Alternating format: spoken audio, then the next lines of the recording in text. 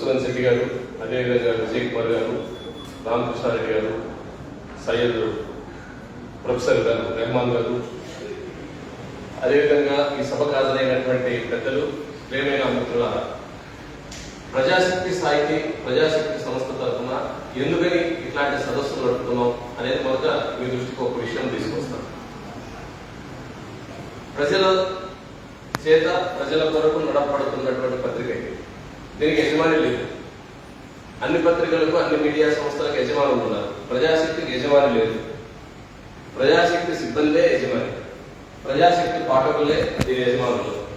అందుకని ఇది ప్రజల తరఫున ప్రజలకు సంబంధించిన ముఖ్యమైన సందర్భాల్లో అది అభివృద్ధి కానీ లేదా సేవా సహాయ కార్యక్రమాలు కానీ అనేక రూపాల్లో అది పనిచేస్తుంది. అందులో భాగంగా ఈరోజు రాష్ట్రంలో జరుగుతున్న పారిశ్రామిక చర్చకు మరింత తోడ్పడే పద్ధతుల్లో, దాన్ని మరింత నిర్దిష్టమైన రూపాల్లో నడవడానికి ఉపయోగపడే పద్ధతుల్లో అన్ని జిల్లాల్లో పారిశ్రామిక అభివృద్ధికి ఉండే అవకాశాలు, ఏ రకంగా అక్కడ చర్యలు చేపట్టాలి అని ఇట్లాంటి ప్రముఖులు, సభకు హాజరైన ముఖ్యులు వీరందరి సలహాలతో ప్రభుత్వం ముందు ఒక నిర్దిష్టమైన ప్రతిపాదన పెట్టడంలో భాగంగా ఈ సదస్సును నడుపుతున్నాం.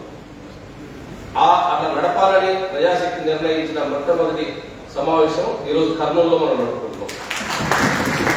ఇది అన్ని జిల్లాల్లో రేపు జూన్ చివరి నాటికి అన్ని జిల్లాల్లో ఇట్లాంటి సదస్సులు పూర్తి చేసి ఈ సదస్సులో వచ్చిన అన్ని అభిప్రాయాల్ని ప్రభుత్వం ముందు, అదేవిధంగా కేంద్ర ప్రభుత్వానికి వివిధ రూపాల్లో నివేదికల ద్వారా తెలియజేయాలని చెప్పేసి ప్రజాశక్తి నిర్ణయించింది.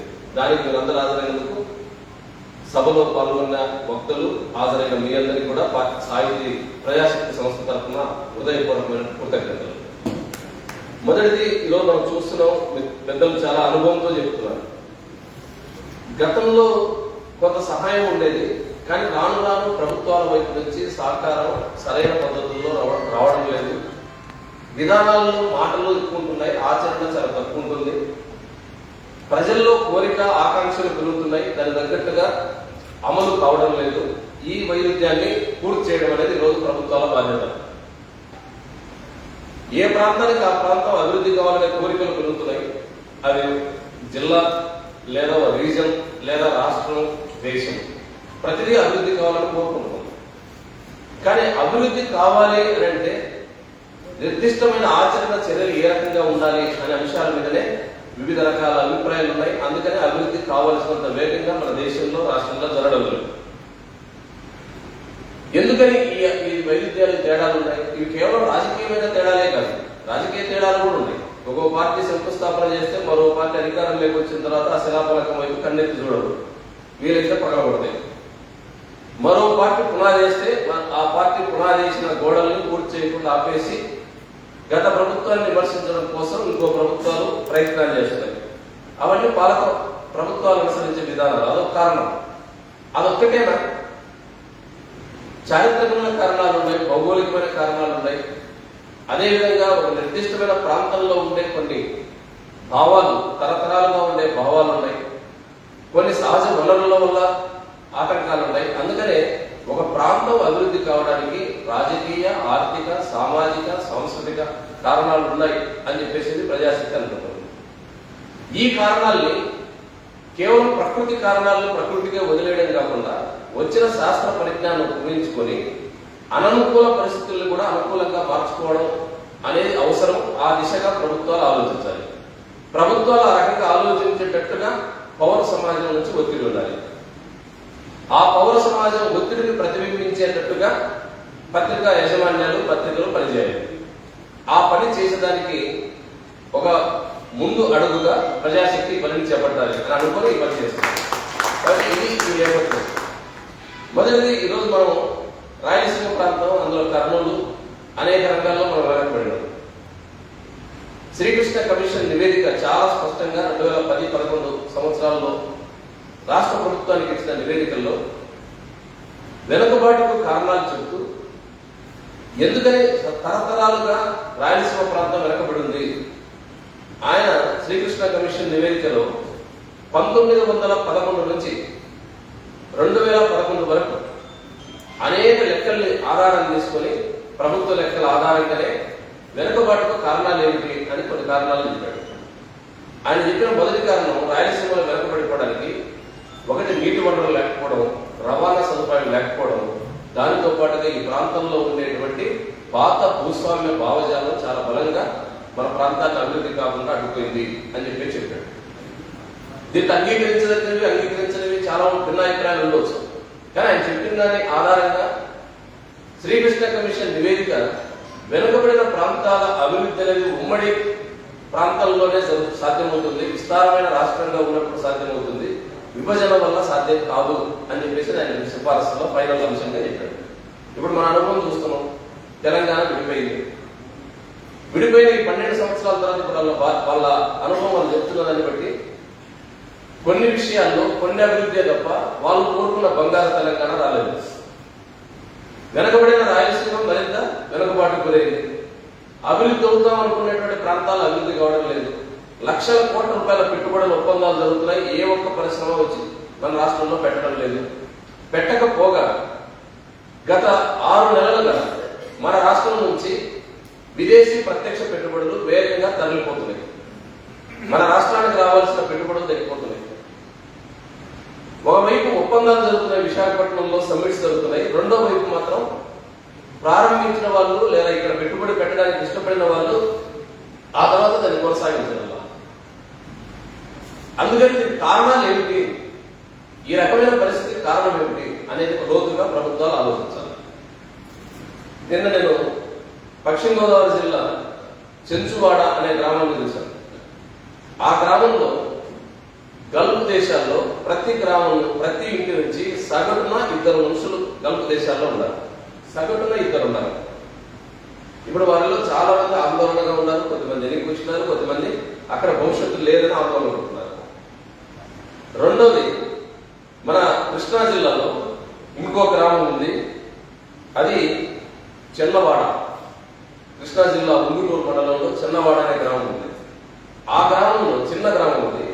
ఆ గ్రామంలో ప్రతి కుటుంబం నుంచి సగటున 2 అమెరికాలో ఉన్నారు. వారు ఆందోళనలో ఉన్నారు. భవిష్యత్తు అమెరికాలో రేపు భవిష్యత్తు ఏ రకంగా ఉంటుంది. కర్నూలు జిల్లా ఆస్పరి మండలం పల్లెపాడు అనే ఒక గ్రామం ఉంది. కోసగి మండలం, ఆస్పరి తాలూకా కోసగి మండలంలో పల్లెపాడు అనే ఒక గ్రామం ఉంది. 1700 కుటుంబాలు ఉన్నాయి. 1100 కుటుంబాల వాళ్ళు వలస తప్ప వేరే జీవనోపాధి లేదు. ఏమిటి అంతం? చెంచునాడలో గల్ఫ్ లో ఉంటారు, అరబ్ కంట్రీస్ లో ఇంటికి 2. కృష్ణా జిల్లాలో ఇంటికి 2 అమెరికాలో ఉంటారు.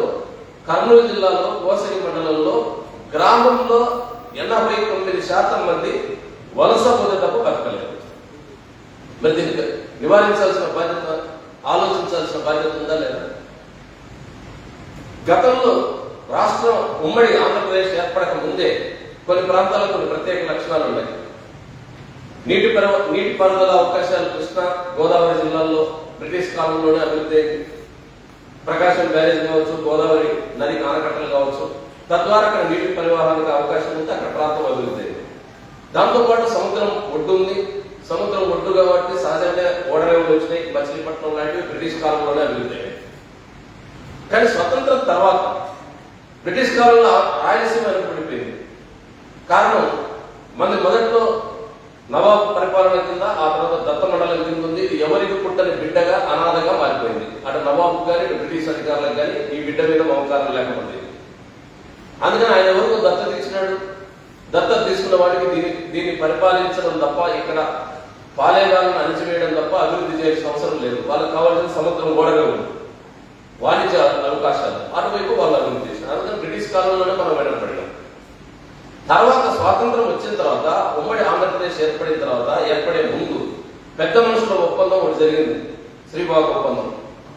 ఆ శ్రీబాగ్ ఒప్పందంలో 1936 నవంబర్ 18 ఈ శ్రీబాగ్ ఒప్పందం సందర్భంగా మనం ఏ ప్రాంతాన్ని సమతుల్యంగా అభివృద్ధి చేయడానికి, ఒక్కొక్క ప్రాంతాన్ని ఏ రంగాల్లో అభివృద్ధి చేయాలని ఒక ప్రణాళిక పెద్ద మనుషులు కలిసి రాసినారు.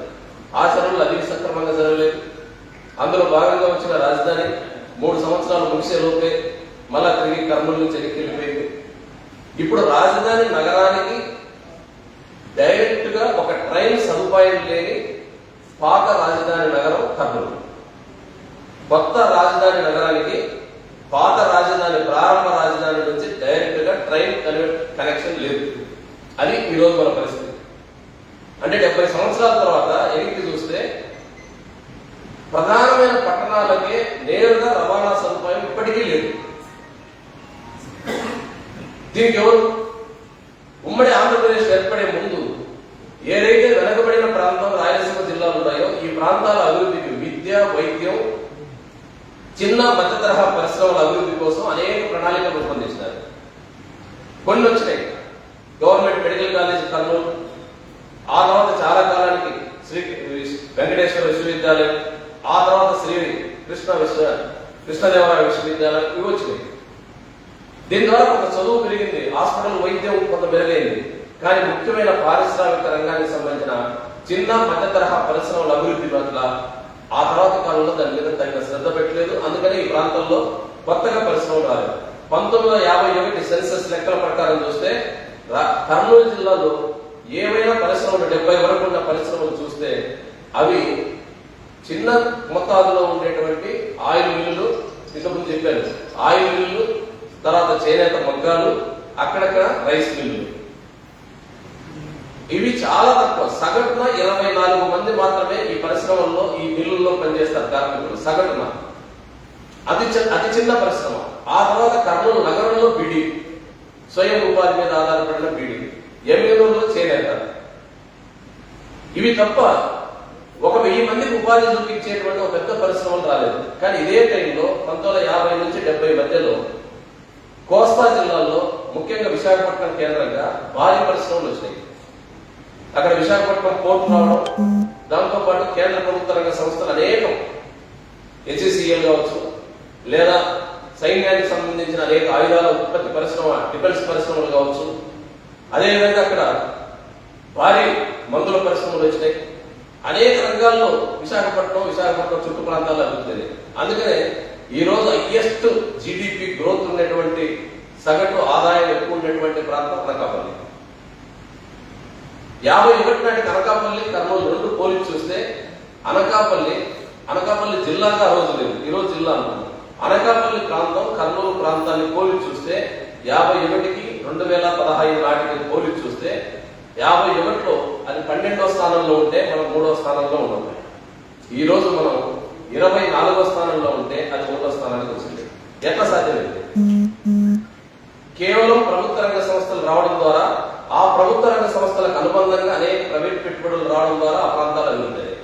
అంటే మనకు చెప్తున్న సత్యం ఏంటంటే, ప్రభుత్వ పరిశ్రమలు ఎక్కడ స్థాపిస్తారో ఆ ప్రాంతంలో ఉపాధి పెరుగుతుంది, తద్వారా ఇతర ప్రైవేట్ పెట్టుబడి పరిశ్రమలు వస్తాయి.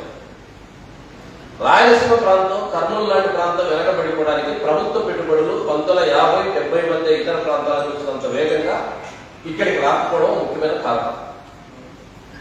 రెండవది, నీటి పరివాహం ఉంది కనుక కొన్ని ప్రాంతాలు వేగంగా వ్యవసాయంలో మార్పులు సాధించాయి. ముఖ్యంగా ఇప్పుడు మీరు చూడండి, గోదావరి జిల్లా ఆక్వాకల్చర్ 80 నుంచి 90 మధ్యలో అక్కడ వ్యవసాయ ఉత్పత్తులు భారీగా పెరిగినాయి. సముద్ర సీ ప్రొడక్ట్సే కాదు, సీ ప్రొడక్ట్స్ సంబంధం లేని అనేక రకాల వ్యవసాయ ఉత్పత్తులు కూడా అక్కడ అభివృద్ధి అయ్యాయి.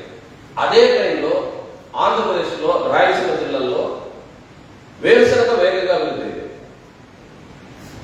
మీరు గుజరాత్ లో మొదట వేరుశనగను ప్రారంభించిన తర్వాత అత్యధికం అందుకున్న ప్రాంతం రాయలసీమ, అనంతపురం, కడప. బహుశా ప్రపంచంలో ఒక ప్రాంతంలో 91% మంది ఒకే పంటను పండించే ఏకైక పంట వేరుశనగ, అది రాయలసీమ జిల్లాలో, ఈ 2 జిల్లాల్లోనే ఉంది.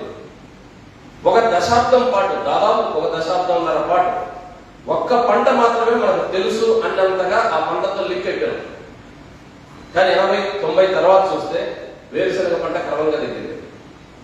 దేశంలో అత్యధిక సాగు జరుగుతున్నటువంటి వేరుశనగ అనంతపురం జిల్లాలో ఈ రోజు ఒక దశలో 91% మంది వేరుశనగ వేస్తారు, ఈరోజు 18% పెట్టింది. ఈ సంవత్సరం వేరుశనగ వేసే రైతే సిద్ధపడ్డల్లా. ఎందుకని?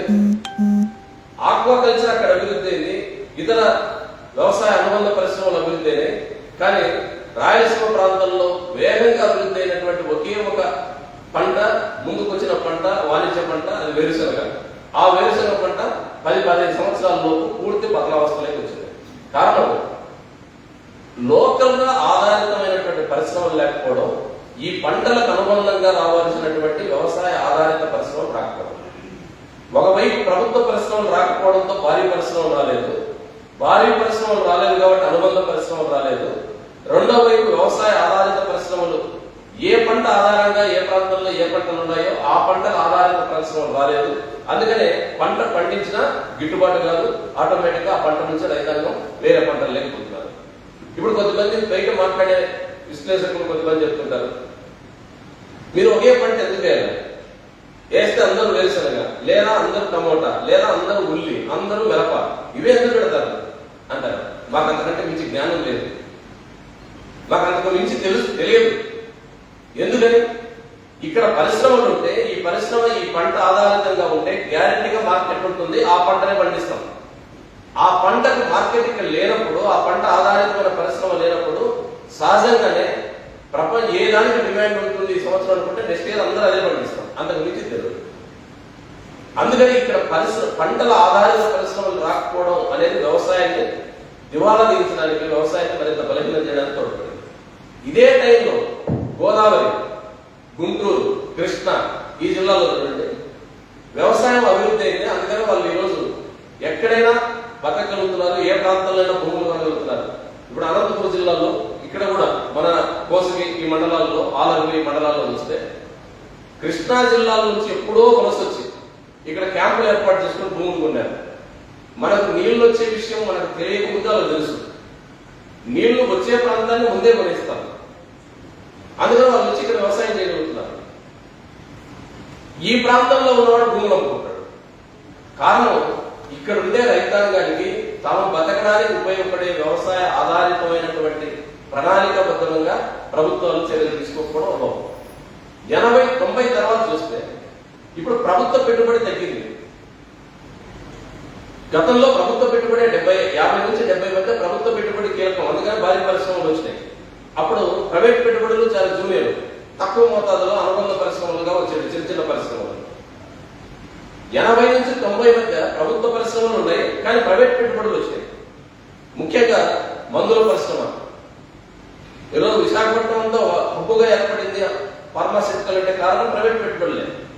అదేవిధంగా చిన్న పరిశ్రమలు చాలా వచ్చినాయి, టెక్స్టైల్ పరిశ్రమలు వచ్చినాయి. అందుకని ప్రైవేట్ పెట్టుబడులు కూడా 90 నాటికి అనేక ప్రాంతాల్లో వచ్చాయి. 90 తర్వాత ప్రభుత్వ పెట్టుబడులు ఆగిపోయినాయి. ఇంతకుముందు విజయ్ కుమార్ రెడ్డి గారు నేను వచ్చే ముందు చెప్తున్నప్పుడు అప్పుడు విన్నాను. 2014 నుంచి 2026 మధ్య 1-2 సార్లు తప్ప ప్రభుత్వం సబ్సిడీ ఇచ్చిన పాపాలు పోలేదు అని అంటే ప్రభుత్వ పాలసీలో వచ్చిన మార్పు.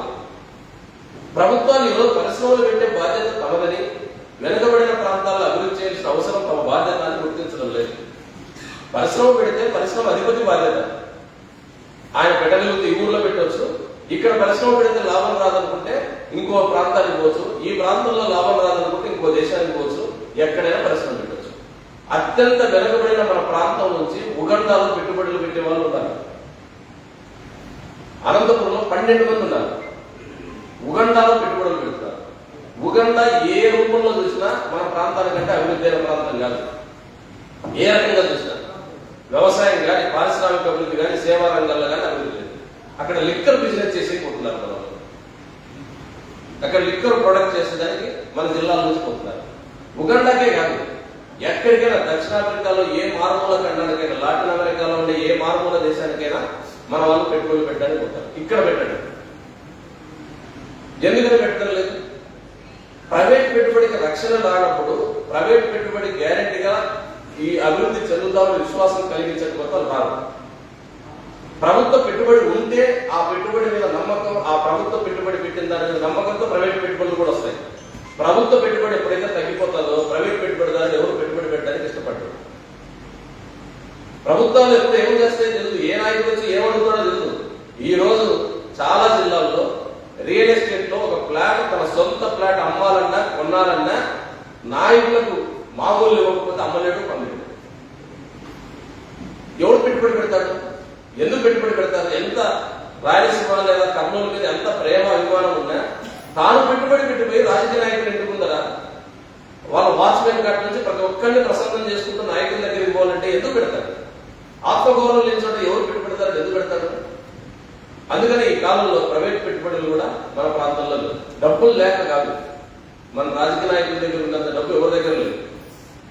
చాలా మంది అనుకుంటారు ప్రోత్సాహాలు ఎక్కువ సంపాదిస్తారు, ఇంకో సంపాదిస్తారు. వాళ్ళకంటే కూడా మన నాయకుల దగ్గర ఎక్కువ డబ్బులు ఉన్నాయి. మన నాయకుల దగ్గర ఉన్న డబ్బు మన ఊళ్ళో పెట్టడం. మన నాయకుల డబ్బులన్నీ బెంగళూరులో ఉన్నాయి, హైదరాబాద్లో ఉన్నాయి, ఇంకెక్కడికైనా బయటకు పోతుంది. ఇక్కడ పెట్టడం ఎందుకంటే ఆ నాయకులకు ఇక్కడ పరిశ్రమలు పెట్టడం వల్ల వచ్చే లాభం కంటే ఆ వాటాలు ఇంకో చోట కలిసి ఇంకోతో కలిసి వాటాలు పెట్టుకుంటూ వచ్చే లాభం ఎక్కువ.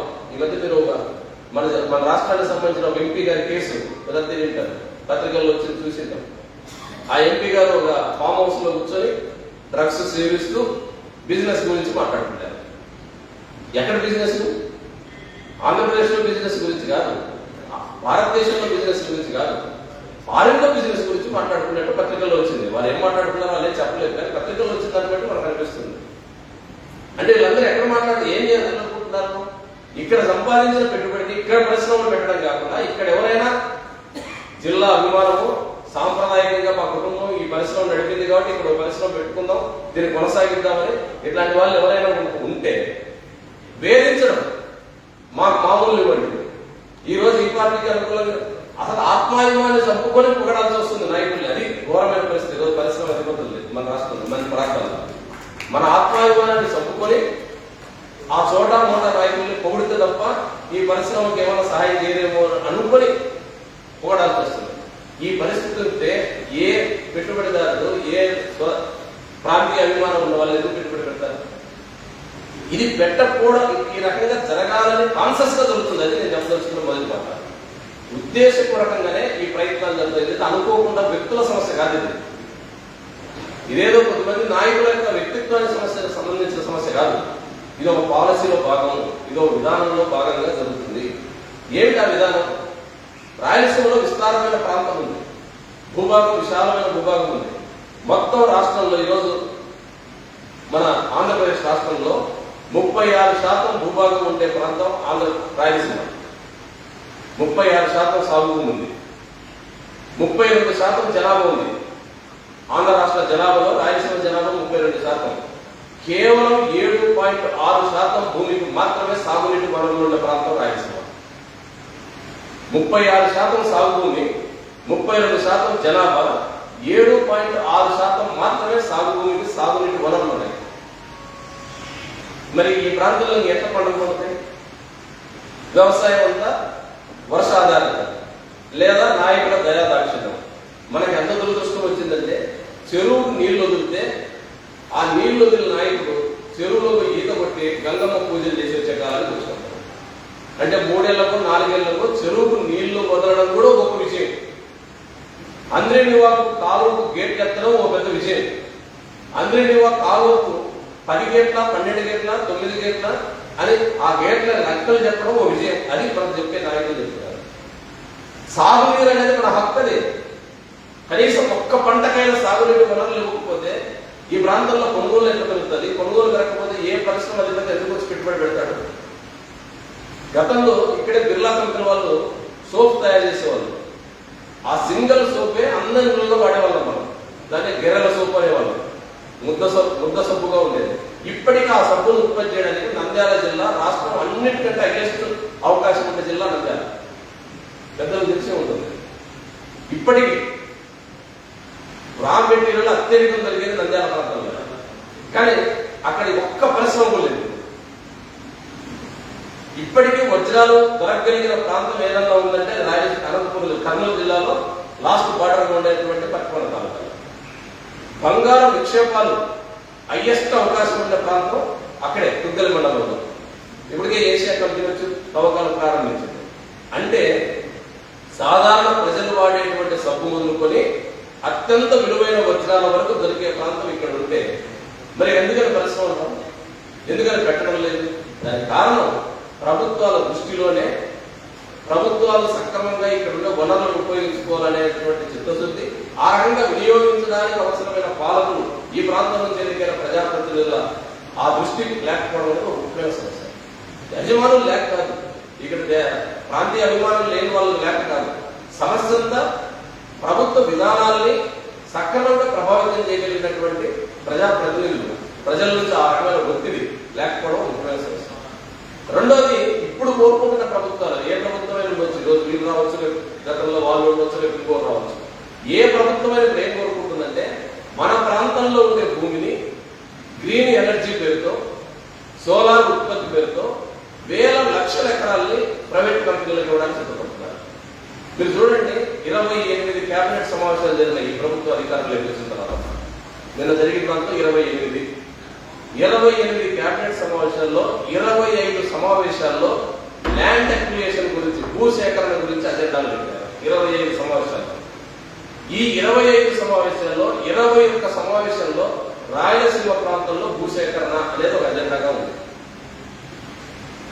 28 కేబినెట్ మీటింగ్లు జరిగితే అందులో 25 సార్లు భూమి సేకరణ గురించి మాట్లాడితే 21 సమావేశాల్లో రాయలసీమ ప్రాంతంలో భూసేకరణ గురించి ఉంది.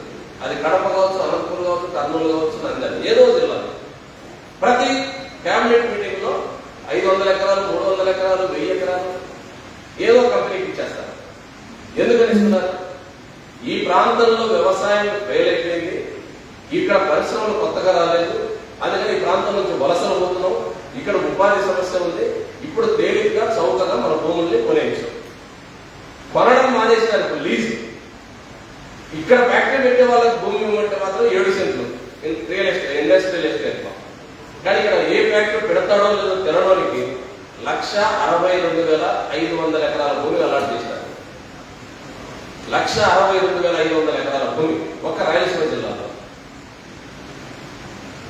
ఈ ఇన్ని లక్షల ఎకరాల భూమిలో కంపెనీలకు ఇచ్చిన తర్వాత రేపు రాబోయే రోజుల్లో మన జనరేషన్ ఏమవుతుంది, మన తర్వాత వచ్చే తరం ఏమవుతుంది? పోనీ దీంట్లో ఎవరికైనా ఉపాధి దొరుకుతుందా? ఎకరానికి 31,000 లీజు. గట్టిగా రైతులు అడిగితే 35,000. అనంతపురం జిల్లాలో బొమ్మనహాల్ మండలం ఉంది, బళ్ళారి బార్డర్ గా. బొమ్మనహాల్ మండలంలో ఇప్పుడు ఎనర్జీ 3 మండలాల్లో కలిపి పెడుతున్నారు. 14,000 ఎకరాల్లో సోలార్ ఎనర్జీ. బొమ్మనహాలు, వెలుగుప్ప, రాయదుర్గం ఈ 3 మండలాల లింక్ లో ఉంది. అక్కడ బొమ్మనహాల్లో ఉండే రైతులు మేము భూమి ఇవ్వమంటే 5 సంవత్సరాల అడ్వాన్స్, 5 సంవత్సరాలకు ఇవ్వాల్సిన లీజు మొత్తాన్ని బ్యాంక్ అకౌంట్లోకి వేసేస్తారు. రైతు నేను భూమి ఇవ్వనంటున్నాడు, కానీ ప్రభుత్వం చేత గ్రామ సభ జరిపినట్టుగా అజెండాలో రైట్ చేసుకొని 5 సంవత్సరాలు ఒకేసారి బ్యాంకులోకి వేసేస్తారు. ఇప్పుడు నాకు పక్కన ఉన్న నరసింహకి 5 సంవత్సరాలు బ్యాంకులో పడింది అనుకోండి, ఇక నా ఆటోమేటిక్గా నేను కూడా పోవాలి. ఇప్పుడు మళ్ళా తర్వాత రైతులు పెడితే మీరు ముందు చెప్పినప్పుడు రాలేదు కాబట్టి మీకు 2 సంవత్సరాలు లేదన్నారు. కంపెనీలు ఫుట్బాల్ ఆడుకుంటున్నాయి ఈ ప్రాంత రైతులు. అగ్రిమెంట్ కాపీ చదివి ఉంటారు విజయ్ కుమార్ గారి పెద్దలంతా. ఈ సోలార్ ఎనర్జీ చేసుకుంటున్న అగ్రిమెంట్ కాపీ చూస్తే అగ్రిమెంట్ కాపీలో 5వ నిబంధనలో చాలా స్పష్టంగా రాస్తున్నారు. దాంట్లో ఏమనుంది? ఏదైనా యజమానికి, కంపెనీ యజమానికి, భూ యజమానికి వివాదం వస్తే ఈ వివాదాన్ని కంపెనీ మెయిన్ ఆఫీస్ ఎక్కడైతే రిజిస్టర్ అయిందో ఆ ప్రాంత కోర్టు పరిధిలో తెలుసుకోవాలి. ఈ కంపెనీలు ఎక్కడ ఉన్నాయి? నోయిడాలో ఉన్నాయి. నోయిడా హర్యానాలో ఉంది, ఢిల్లీకి దగ్గరగా. అంటే ఇక్కడ 2 ఎకరాల రైతు భూమి లీజుకి ఇచ్చి రేపు కనుక ఆ సోలార్ ఎనర్జీ వాడు కనుక మన కంపెనీ టైంలో నాకు లీజు ఇవ్వకపోతే నేను ఎక్కడ పోయి కేసు అయ్యా? నోయిడాలో పోయి కేసు అయ్యా. నోయిడాలో పోయేదే గోరికి. మొత్తం ల్యాండ్ అంతా లెవెల్ చేసి పడేస్తున్నారు. 30 ఏళ్ల తర్వాత నేను ఇప్పుడు ఇచ్చినాను, నా కొడుకు 30 ఏళ్ల తర్వాత ఆ పొలం దగ్గరికి పోతే వాడి పొలం కనుక్కోలేడు. ఇప్పుడైతే నేను కనుక్కోవాలి. మా నాయన చెప్పినాడు అక్కడ మా తాత సమాధి ఉందని, మా ఆయన చూపించాడు ఇక్కడ ఒక చెట్టు ఉందని, ఆ పక్కన పొలాలలో పొలం ఉందని, ఈ గెట్టు మందని. ఇప్పుడు 30 ఏళ్ళు నేను ఆ పొలమే సాగు చేయకపోతే 30 ఏళ్ల తర్వాత ఎనర్జీ కంపెనీ వాడు నిజంగానే లీజ్ ప్రకారం వదిలేసిపోయినా ఆ తర్వాత భూమి ఎక్కడ ఉందో కూడా కనుక్కోండి. ఇది ఎంత ఈ ప్రాంతం మీద ఎందుకు జరుగుతుంది? ఎందుకంటే రాయలసీమలోనే ఈ భూములన్నీ సేకరిస్తున్నారు. ఇక్కడే అనుకోండి, అక్కడ నీళ్లు ఉన్నాయి, అక్కడ పరిశ్రమలు ఉన్నాయి, అక్కడ కావలసినటువంటి ఇన్ఫ్లుయెన్స్ చేయగలిగిన నాయకులు ఉన్నారు. ఆ భూములు తీసుకోలేదు. వెనకబడిన రాయలసీమ భూములు అప్పనంగా దొరుకుతున్నాయి. మరి దీని గురించి మాట్లాడాలి కదా. ఇది కదా ఈరోజు సమస్య. భూమి పోయిన తర్వాత రేపు వ్యవసాయం అభివృద్ధి అవుతుంది. వ్యవసాయం అభివృద్ధి కాకపోతే పరిశ్రమలు వస్తాయి. పరిశ్రమలు రాకపోతే మన పిల్లల భవిష్యత్తు ఏమిటి? అందుకనే ఈరోజు ఈ రకమైనటువంటి వెనుకబాటుని కొన్ని కంపెనీల ప్రయోజనాలకు వాడుకునే ఈ విధానాన్ని ప్రశ్నించాల్సిన అవసరం ఉంది. ఈ ప్రశ్నించడం అనేది నాయకులు ప్రశ్నిస్తారా లేదా, ఎమ్మెల్యేలు, మంత్రులు, మాజీ ఎమ్మెల్యేలు ప్రశ్నిస్తారా లేదా, పౌర సమాజం ప్రశ్నించాలి. పౌరులుగా మన బాధ్యతగా ప్రశ్నించాలి. అప్పుడు మాత్రమే ఈరోజు ప్రభుత్వాలు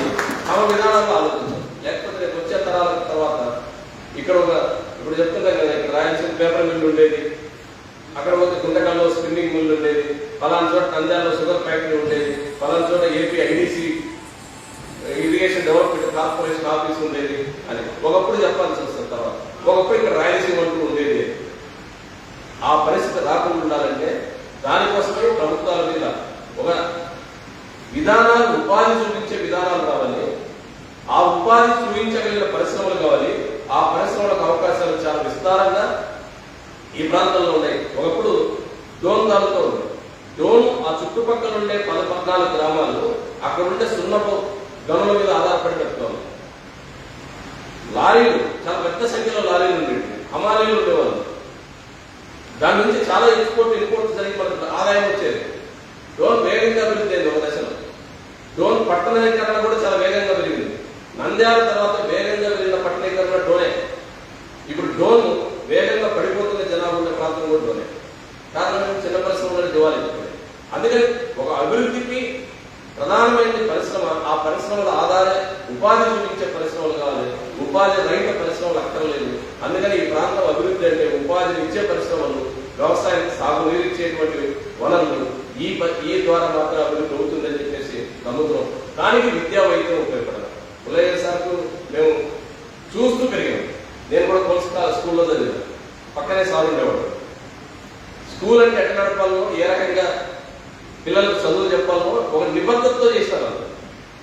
ఈరోజు విద్యా వ్యాపారం అంటే ఆ వ్యాపారాలతో పోలిస్తే వీళ్ళ వ్యాపారం చేర్చలేదు, ఆ లెక్కలు కానీ ఒక నిబద్ధతతో మన ప్రాంతం, మన పిల్లల్ని చదివించాలి, మన పిల్లలు అభివృద్ధి కావాలనే కోరిక ఆ రోజు బలంగా ఉన్నది. అందుకని ఐటీఐలో చాలా ఎక్కువ ఐటీఐలు కర్నూలు జిల్లాలో ఉండేవి. డోన్ కానీ, నంద్యాల కానీ, ఇక్కడ కానీ చాలా ఐటీఐలు ఉండేవి. ఐటీఐల నుంచి చాలా మంది చదువుకొని చిన్న చిన్న పరిశ్రమల్లో ఉపాధి పొందారు. ఈరోజు హైదరాబాద్ లో మన పిల్లలు ఉన్నారంటే కేవలం మన గవర్నమెంట్ ఐటీఐలు ఆ రోజు ప్రొడక్ట్ చేసినారు అన్నారు. అందుకని అనేకం ఈరోజు ఆ విద్య అంతా మనపై ఇప్పుడు ఫుల్ ట్రైన్. మనది విజయవాడ పోయే ట్రైన్ చూస్తే పండగ ముందు అక్కడి నుంచి, పండగ తర్వాత ఇక్కడి నుంచి ట్రైన్లో సీటు దొరకదు. వలస కార్మికుల కంటే అన్యాయం అయిపోయినారు మన వలస విద్యార్థులు. ఇక్కడ మన గవర్నమెంట్ స్కూల్లో పిల్లలు చేరడం, గవర్నమెంట్ కాలేజీలో పిల్లలు లేరు. నేను ఎస్కే యూనివర్సిటీలో చదివాను. ఎస్కే యూనివర్సిటీలో 14 డిపార్ట్మెంట్లో సింగిల్ స్టూడెంట్ లేడు. 11 డిపార్ట్మెంట్లో ఒక్క ప్రొఫెసర్ లేడు. ఒకప్పుడు గర్వంగా చెప్పుకునే వాళ్ళు యూనివర్సిటీలో చదువుతున్నామని. ఇప్పుడు యూనివర్సిటీలో మనం చదివిన యూనివర్సిటీ శ్మశానంలాగా మారిపోతుంటే బాధపడుతుంది. ఎందుకు జరుగుతుంది? Private school, private college, corporate కాలేజీల్లోనే లక్షల మంది పిల్లలు, వేల ఎకరాలు, 100 ఎకరాల భూమి నుండి పరిశోధనలకు అనేక అవకాశాలు, లైబ్రరీ జీవితం అంతా సరిపోవడానికి సరిపోయే లైబ్రరీ ఉండేటువంటి యూనివర్సిటీల్లో ప్రొఫెసర్లు లేవు, పిల్లలు లేవు. మరి విద్యా అభివృద్ధి కాబట్టి ఈ ప్రాంతం ఎట్లా అభివృద్ధి అవుతుంది? అందుకని ఈ ప్రాంతం అభివృద్ధి అంటే ఈ 3 రంగాల అభివృద్ధి. పారిశ్రామిక చిన్న పరిశ్రమలు, ఉపాధి ఇచ్చే పరిశ్రమలు కావాలి, వ్యవసాయానికి నీటి వనరులు కావాలి, పిల్లలందరికీ చదువుకు అందించేటువంటి ప్రభుత్వ విద్యా రంగాన్ని అభివృద్ధి చేయడం. దీని ద్వారా మాత్రమే ఈ రాయలసీమ, కర్నూలు జిల్లా ప్రాంతం అభివృద్ధి అవుతుందని ప్రజాశక్తి నమ్ముతుంది. ఆ దిశగా ఇప్పుడు చెప్పినటువంటి వక్తల ఉపన్యాసాలన్నింటినీ దృష్టిలో పెట్టుకొని డీటెయిల్ నోట్ మరోసారి తయారు చేసి వారందరినీ సర్క్యులేట్ చేసి వారి ఆమోదంతో రాష్ట్ర ప్రభుత్వం ముందు కర్నూలు జిల్లా అభివృద్ధికి ప్రత్యామ్నాయ పరిష్కార మార్గాలు అనేటువంటి నివేదికను ప్రతిపాదిస్తామని తెలియజేస్తూ మరొకసారి అవకాశం ఇచ్చిన మీ అందరికీ, పెద్దలందరికీ హృదయపూర్వకంగా థ్యాంక్ యూ సార్. మిత్రులారా, భోజన ఏర్పాటు కూడా చేశాము. ఇక ఇక్కడ ఉన్నారు, బ్రీఫ్ గా మాట్లాడతారని చెప్పేసి కోరుతున్నాను. ప్రొఫెసర్